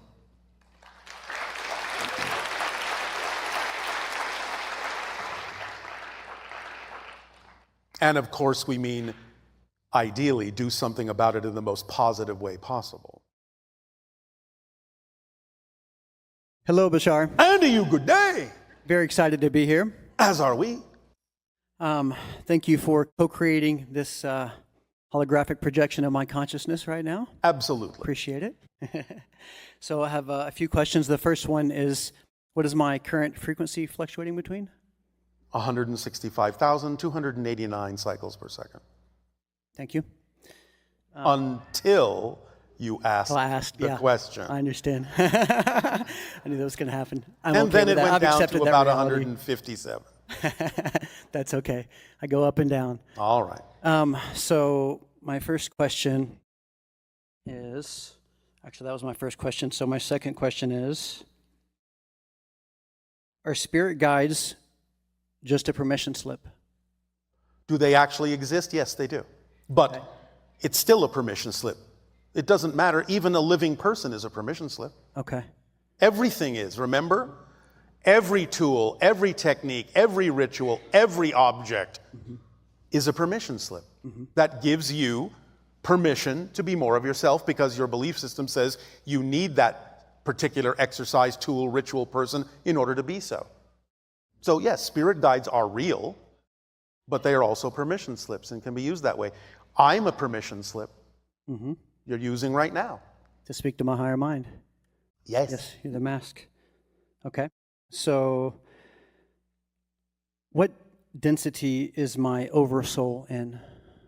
Oversouls are usually somewhere around the range of 6th, 7th density, although they can fluctuate. Does my higher mind have a density as well? Well, yes, it's higher density, but it's the idea of a fifth density. Because the idea of third to fourth density is still in what you call the fourth dimension, which is still a higher level of physical reality. But fifth density is equivalent to fifth dimension, which is non-physical, the spirit realm. Your higher mind, in that sense, is part of the spirit realm. Okay. So my higher mind and my oversoul are both non-physical. Well, yes, of course. Okay. If your oversoul was physical, it couldn't survive under its own weight.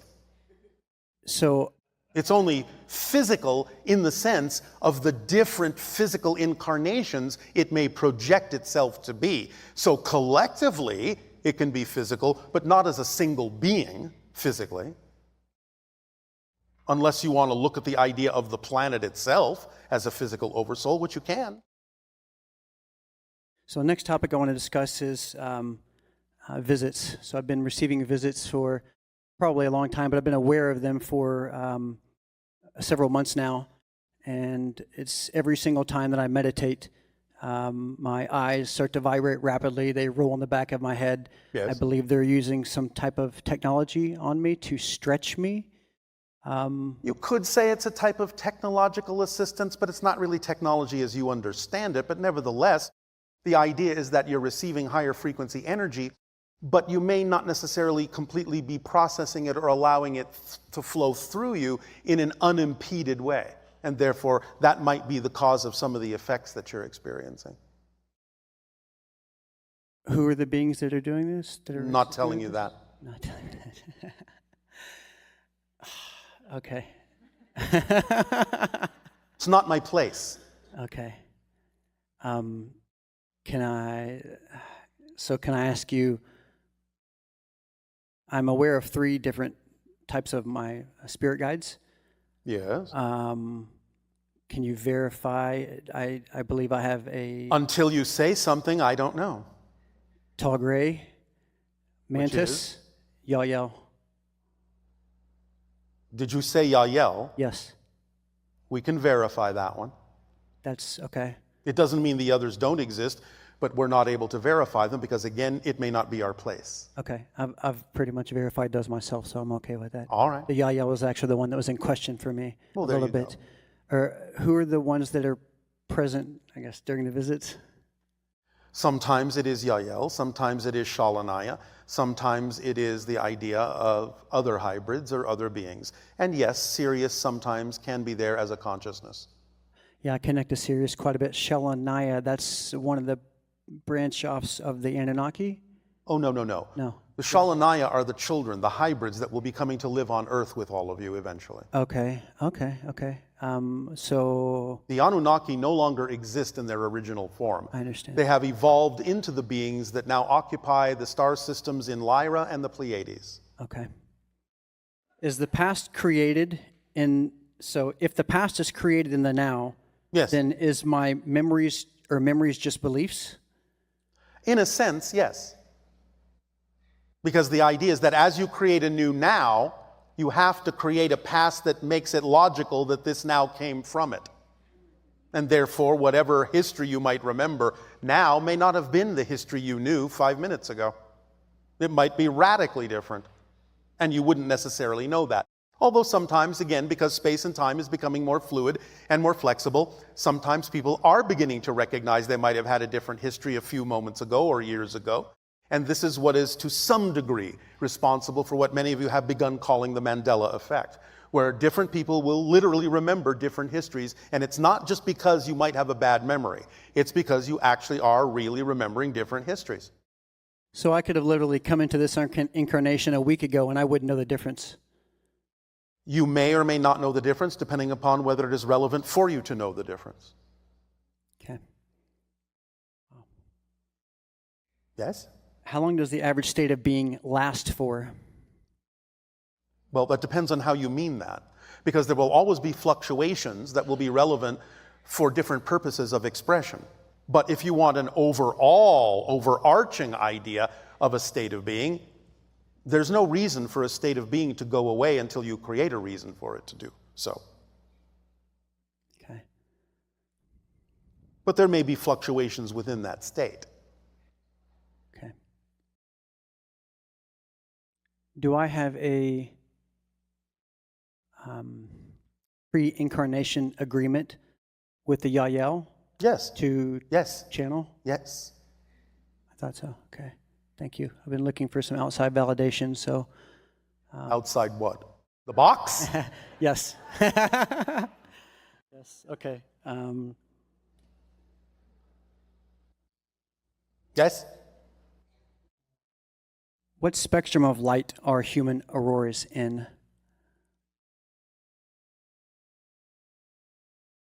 It's an electromagnetic spectrum to some degree, although it goes beyond into the electromagnetheric, which is more of a spirit realm. At some point, as we are raising our frequency, we will be able to see these, the majority of the public, right? If it's relevant, yes. It's relevant. Just because you raise your frequency doesn't mean you have to have every single side effect. Okay, gotcha. Whatever's relevant for you, yes. Okay, so there's not a certain frequency level that we can arrive at where we'll be able to see that. It's just Yes, person to there person. is, but what I'm saying is it might not be relevant for you to hit that particular frequency. Gotcha. Okay. Will that do? No. I have a list. I'll make this the last one, though. I will make it the last one. Thank you. Why do my eyes hurt when I'm trying to astral project? Because you are trying to see something with your eyes that you can't see with your eyes. Do you have a good permission? That was your last question. Thank you so much, Bashar. Avail.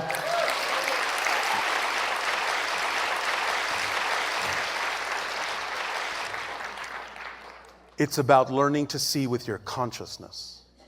Hello, Bashar. How do you? Good day. About 30 years ago, I had a dream that was very profound and in terms of very intellectual, and I understood it. In the dream, I understood it very well, even though it was way out of my realm of intelligence. Yes. And then it came down to when I woke up, all I could remember was that light comes first. Yes. And 30 years later, I'm strongly driven to UV light and healing through the sun and UV light, such as lasers. Yes. And it's become my passion. And All right. but at the same time, I'm nervous because I'm going to be going against a lot of traditional medicine. Well, as we said before, what major breakthrough has ever been achieved on your planet by anything other than a single individual? Yep. Are you less scared? I'm not scared. I'm actually very excited. You said you were nervous. Yeah, I guess I'm nervous. That means you're scared. Well, I'm nervous that I know you're excited sometimes, but when you say I'm nervous, that means you're scared. I think the nervousness comes from because I'm interested in so many All right. things. Let me ask you a question. Are you ready? Yes. What's the worst possible thing that could happen if you move forward in this way that you are afraid might happen? Actually, nothing. Then what are you nervous about? Well, I guess I was really hoping that you would give me some confirmation and also direction as... I am giving you that, but first we walk this path together. Okay. What is the worst thing you imagine might happen if, in fact, you did branch out in a way that is not necessarily typical for the discipline that you're referring to? What's the worst thing you imagine might happen? It would be like anything else I started and didn't work out, I guess. That's the word. What do you mean by didn't work out? Maybe work out, I felt I didn't follow through because I've had a lot of interest and didn't follow through, and I guess I'm... All right, thank you. Do you understand when we talk about the idea of synchronicity being the organizing principle, what that means? Yes, I do. Explain it to us. Well, when you start going in a direction of what you're being called to do, then synchronicities happen. That's not enough. That's not enough of an explanation. When we say it's the organizing principle, what do we mean? It means you have to move forward in order to make things happen, the next thing happen, and the next thing shows itself. And so if you understand that it's the organizing principle and you're always acting on your highest passion, and one passion wanes and another one grows, What does that tell you? It tells me that I'm moving in forward direction. Even though the path may appear to wind, that's the path of least resistance, right? Yes. And at the end of the day, when you are excited about going to sleep and you didn't necessarily do everything that day, if you were following the organizing pattern of synchronicity, wouldn't that tell you that nothing else needed to be done that day? Yes, absolutely. Then if it is organized that precisely, what's the problem? Well, there is none, I suppose. No, I know there is none. I think you confirmed for me what my intuition was telling me.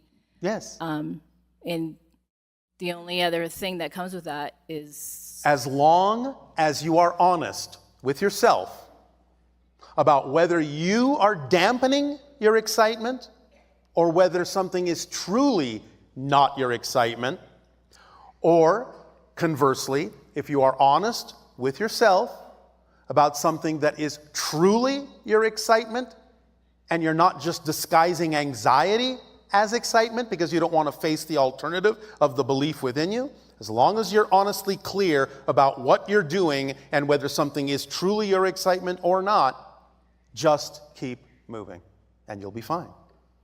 As long as you're honest and clear. I'm pretty sure I'm clear. I am clear. All right, then keep moving. And do you have any suggestions as to... I just gave you one. Keep moving. Just keep moving. Just keep follow following the your passion breadcrumbs. to the best you can. No insistence on a particular outcome. Remain in a positive state no matter what manifests. Okay. Because it's there for a reason. Use what you don't prefer, even if it manifests. Use what you don't prefer in a way that you do. If nothing else, sometimes when things manifest that you simply objectively don't prefer, then I mean simply it's just not vibrationally compatible with you. I'm not talking about value judgments or invalidations here. Something you simply recognize that you don't prefer. Just the fact that it showed up gives you a clearer picture of what you do prefer by contrast. And that's a positive way to use what you don't prefer. And when you use it up, it goes away. And something else happens. But you have to make room for something else to come in by using up whatever does manifest. Everything that manifests is there for a reason. If you use it that way, you will get the benefit of it.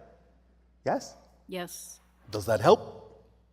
Yes, and going back to my original dream, Yes. is that a common thing to set somebody up 30 years prior and to be able to understand something so uncomprehendable at my intellectual level to lead me? Yes, but sometimes you have to plant a seed. Is that what it was, a seed? In a sense, yes. You are giving yourself an energy, frequency, state experience so that you can recognize it when the time comes to start really applying it. So you will recognize it. It'll be familiar. You've planted a seed. That's perfect.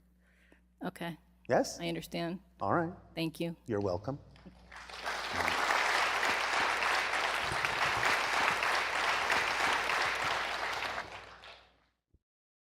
Hi, Bashar. Andrew, good day. 私は日本からやってきました。I'm from Japan. I couldn't tell.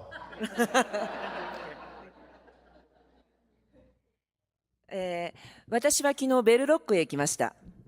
I went to Bell Rock yesterday. Bell Rock. All right. Yesterday.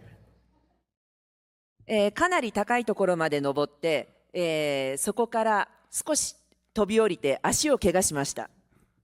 I went up a little bit higher place and then I jumped off. Then I hurt my leg a little bit. Why did you do that? そうできると思ったからです。I thought I could do that. I could do that perfectly. All right. Well, now you know differently. で、昨日初めて左足を痛めました。昨日初めてホメオパシーのレメディを飲んでセルフヒーリングを行いました。I hurt my left leg, and yesterday, for the first time, I tried a homeopathy remedy, and I experienced for the first time a kind of a self-healing. All right. Then maybe that's why you did it. so that you could practice the idea of seeing that the self-healing would work. So you experimented on yourself. You are your own little guinea pig. Maybe. 私はこの現実を受け入れています。今、バシャールが言ったように、もしかしたら何か私の、ヒーリングのポテンシャルが開かれるかもしれないし、そのために起きたと受け入れています。I'm accepting what has happened, and because of that experience, I think it might be the opportunity to open up my healing potentiality. That's what I feel. All right, well, then go do something with that. でもまだ痛い。But my leg still aches, still has pain. Then perhaps you need to practice your healing more. いや、そのヒーリングの練習がもっとスピードアップ、加速するように何かサポートのアドバイスはありますか？ Do you have any advice or suggestion for me to accelerate or speed up that process of healing? Yes. Allow yourself to be able to know when you actually are or are not actually truly prepared to do something. Do you understand? Yes. その準備ができてるかできてないかの目安、見極めはありますか？ How can I see whether I have the preparation, I get prepared or not? Well, first and foremost, you never heal anyone directly. You give them a suggestion of the healed state vibration that they must match in order to heal themselves. That's how a healer works. Are you prepared to understand how a healer works then? I see. And in terms of taking the jump that injured you, were you truly prepared for that jump? Or did you just think you were? できてませんでした。No, I didn't. No, I wasn't. All right. Then it's about you making sure that you are truly in the state you really prefer to be in before you take the action. はい。All right. So Yes. even with the healing, Yes, I understand. all right. So even with the healing, make sure that you believe you are in the state you need to be in to help with the idea of being a healer. Don't doubt yourself. Yes. Does that help? Yes, I believe. All right. We'll see. はい。はい。Next question. 私は、日本で生まれた韓国人です。I was born in Japan, but I am a Korean. Yes. 韓国の民族的な教育は受けていないので、自分が日本人であるのか韓国人であるのか、あまり定義をしていません。Because I didn't have the typical nationalistic education of Korea in Japan, so I don't have the definition whether I am Japanese, whether I am Korean. I haven't decided yet. Well, you are a third identity, a blending of two. What's wrong with that? Why do you have to be one or Yes. the other? Why can't you be both? Yes. バシャールが例えば日本へのメッセージをくれる時がありますが、国というカテゴリーじゃなくてもいいんではないかと思っています。You sometimes, when you are asked for, you give the message to the Japan or Japanese people. Yes. But I believe that there's no need for us to have the category of a country or a border between the countries. No, it's not necessary. It only comes from fear of lack. fear of difference, fear of self. Yes. So that's a message. 私は先日、DNA 検査を受けました。I did the DNA examination, DNA test the other day. Yes. 母親から受け継ぐミトコンドリアハプログループで、B グループでした。I was in so-called group B when they see the mitochondria of me, which is categorized into haplogroup. I don't know, that's what Haploid. Haploid, yeah. Yeah, that was my type. Yes, and so? B グループは日本人だと 15% ぐらい、韓国人だと 10% ぐらいです。That B group consists of 15% of Japanese people and 10% of Korean population. 世界ではこの例えば B グループというネットワークが、国を越えても何かつながっているネットワークがあるんですかcould there be a kind of a network of this B group beyond the borders of countries or that transcend these borders of so-called countries?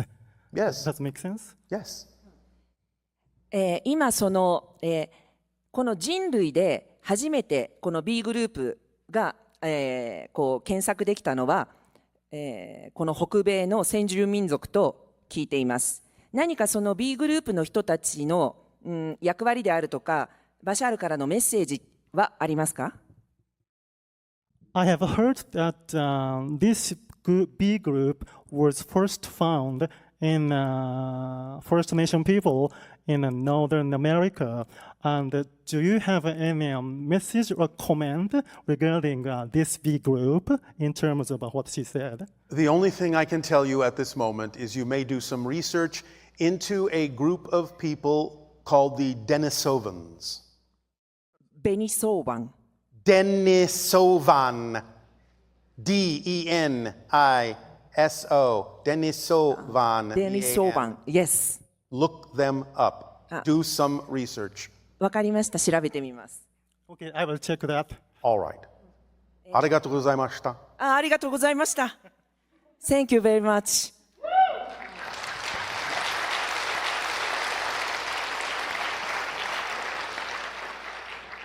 Hello, Tadeo. Nania. We have a few Ustream questions and some announcements. Yes. On the Ustream questions, first question is, how do you gauge when you are being insistent versus being persistent? Oh, come now, really? Can't tell the difference? Sure you can. You gauge it by the amount of stress pressure that you create on yourself. Because being persistent simply comes with the territory of following your passion. It's built in. There's nothing else you would rather be doing, so you are persistent automatically. Insistence comes with a kind of putting yourself in a box, in a corner, a pressure constituent, a stress constituent. That's the difference. One flows, the other does not. Okay, thank you for that.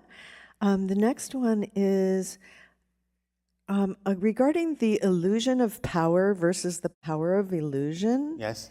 How do you get your mind around that paradox, and why is it important for us to understand? Well, why would one want to fall under the illusion of power when, by definition, it's not something that is actually representative of real power? Therefore, the power of the illusion is knowing it's an illusion, and therefore you have the power to change it. The illusion of power sticks you in a particular place where you think you're exhibiting power, but you're under an illusion. So why would you want that? Okay, thank you. And then, what is your definition of consciousness? Self-awareness. That's it. Self-awareness. You have to have a sense of other in order to have a sense of self. If there is no sense or idea of a reflection, there is no self-awareness, there is no experience of consciousness. So consciousness, in creating a reflection within itself of otherness other than itself, creates the self, which creates the expression and experience you call consciousness. So it's self-awareness. I see. And does the higher mind have its own higher mind, and that mind have its own higher mind? Well, in a sense, yes, because we have described that the soul splits itself, in a sense, into the non-physical higher mind and the physical mind. So above the soul is the idea of the oversoul, and you could consider that to be the higher mind of the soul. And you can consider the oversoul of oversouls to be the higher mind of the oversoul, and you can consider all that is to be the higher mind of everything. And there may be increments in there that you can create, but generally speaking, yes, you can look at it that way. Okay. And then, what if someone believes that they've been created to be unworthy? But it's contradicted by the fact that you can actually exist to believe that. It just means you don't understand what existence means. And understanding the idea that you see, if you're remember, the 5 laws are facts. So you can have a belief about them, but you can't change the fact that the 5 laws are facts. And the first law is that you exist. And if you exist, you are worthy to. That's a correlation within the first law. Therefore, you can believe what you want, but believing that you are truly born to be unworthy is a contradiction of the actual existence of the fact of existence itself. So it's a belief that actually has no home. Now, you can believe that you caused yourself to experience a theme of being unworthy, and the experience of feeling unworthy is absolutely real, even though the reality of being unworthy doesn't exist. So it's a matter of understanding the difference between the law that is a fact and a belief that is simply nothing more than a description of an experience within the law. But it doesn't negate the law. It can't. Because you can't negate your existence. I guess it's the basic idea of creation doesn't make a mistake when it creates you, and why argue with existence? Correct, although again, remember that that's even a linear space-time expression, because creation is not something that created you, you just exist. You're part of existence.